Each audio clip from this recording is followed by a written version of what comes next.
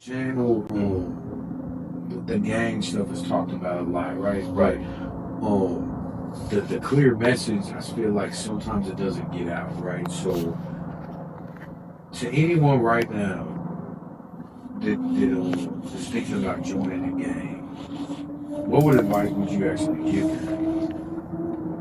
And what made you join the gang? Okay, let me answer the first part of the question. What I would tell like youngsters that want to join a gang, I would tell them that you don't want to join a gang. You already in one. Feel me? Your family is a gang. You know what I mean? You a gang. You can present yourself as a joint venture if you understand who you are. Understand that when you're in a gang, you don't have no friends. When you're in a gang and you get locked up, the gang won't be there. When you're trying to date your girlfriend and a couple of dollars short and you going to take to the movies, the gang won't give you no money to take. You know what I mean? When your mama died, the gang not gonna give you no money for no funeral. You know what I mean? It's cool. It sound good. It look good.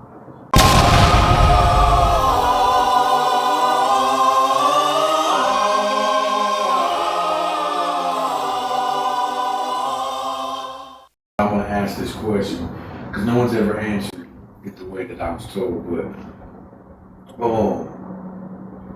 what is what's worse, a real gang member or a wannabe gang member? What's more dangerous?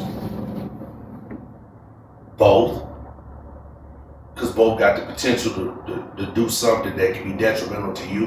One of them can be the wannabe can pretend to be he's really down and put you in a situation where you have to defend yourself and you can possibly lose your life or go to prison forever. The gang member that's really down, he can make a bad choice because all this is motivated, driven off hatred of somebody else, and it's not founded in nothing in truth. Because we don't really know how we got this is just some deep shit. Like we don't really know how we got in. I asked this question. Why we beef with them? Like what happened? It goes so far back nobody really don't remember the story. So it's really coming in being in the gang, starting from being from the set, let me say that. Being from the set I had to learn like why we hate them. I didn't understand that come from Texas. What they do to us? Why we hate them? Why y'all hate them? What does that mean? And you have to learn.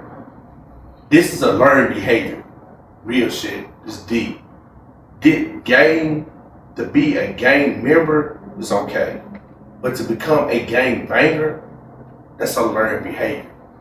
That's something that either an incident or the people that you're interacting with, they're gonna instill that into you.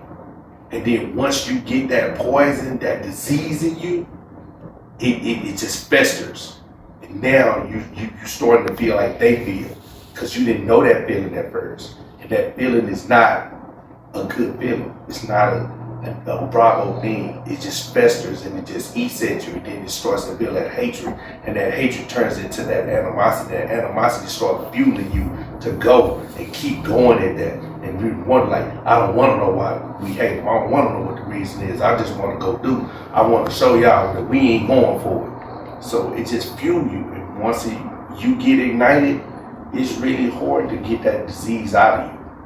You know, it takes other incidents to like break it up so it can dissipate to a certain degree, but yet you still got it. So yeah, it's deep. So either one of them can be a dangerous, you know what I'm saying, to you, depending on what the situation is. But then the flip side, they both can goddamn be an asset. It just determined on the situation. Because really, who can say what's worse, you know what I'm saying, versus this to that. Only the situation is going to determine that they put you in. This gangbang might not never put me in a dangerous situation, but this wannabe will. This wannabe might keep me in some cool stuff, but this gang, like, because he fueling with that disease, he got that hate festering in him. So we're going to constantly be into something. So I want to say it, it's situation to situation, person to person. But I think both of them are dangerous. man. So I'm ready. Yeah. Man, tonight we have a special guest. He's a legend. He's been on YouTube, what I'd say, at least about 8 years? About 4 years. He's a Fort Worth legend. You know, I do my research. We have Neighborhood Real in the building. What's up, man? Let's appreciate you be here. It's a pleasure, and yeah, let's get to it and see what we got going on. So we'll start right from the top. So where are you from originally? I'm originally from Fort Worth, Texas. Originally from Eastwood, and I spent my primary youth there until 12, and then we moved to the South Side. Okay, so you moved, and what age is this? What area is this? This is like late 70s, going into 80, 81. So how is Fort Worth at this time? During that time, friendly. Man, Fort Worth was pretty much family orientated, friendly. Kids will be outside playing. You could be 4 blocks away. Somebody, they see you doing something, some grown-ups there, reprimand you, keep you in check, things like that. It wasn't really like a bad place to grow up. It was good for kids. We were, pretty much the neighborhood was safe because everybody knew everybody, so everybody looked out. And at this time, this is before what they call, they refer to Fort Worth as murder word. During that time, it was just basically Funky Town because of they had a guy. Maybe you gotta be older to know this, but older cats may see this and they know who Jesse Hurst is. He would bring a lot of performers in the town because he owned a lot of nightclubs. So in K104 at the time, gave free concerts. So I heard, now I'm 36 years old. Now I used to hear, I don't know if this rumor is true, I heard that Prince used to have a nightclub here, or used to live here. I don't know about that, but I know that he's been here through the guys talking about Jesse Hurst.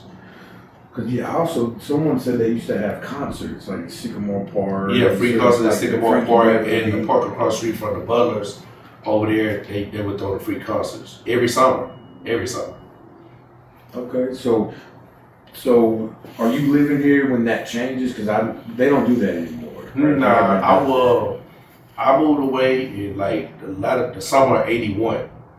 I got in trouble, and then my mom, was readjusting from a divorce, so I was getting in trouble. So she like, let me send you over here for the summer. Just get a break, whatnot. But it was the transition for the party town, which is the funky town, how it got the name. No, I was still going on at that time. Okay, so where do you leave? Like, where do you go to when you leave Fort Worth? I go second home, Los Angeles. Go to Los Angeles, California, and stay with my grandmother, and it just starts from there. So when you went there, you said what, like 81, 82? Yeah, I went in the summer of '81. Had you ever been there before? I've been going since I was a kid. Okay, all my life. So it's basically second home, like, yeah. So compare the two places, right? So Fort Worth at that time, I assume it was still a lot slower than it is now, right? Versus LA at the time. I mean, as a kid, how can you really just fundamentally say it's slower or faster?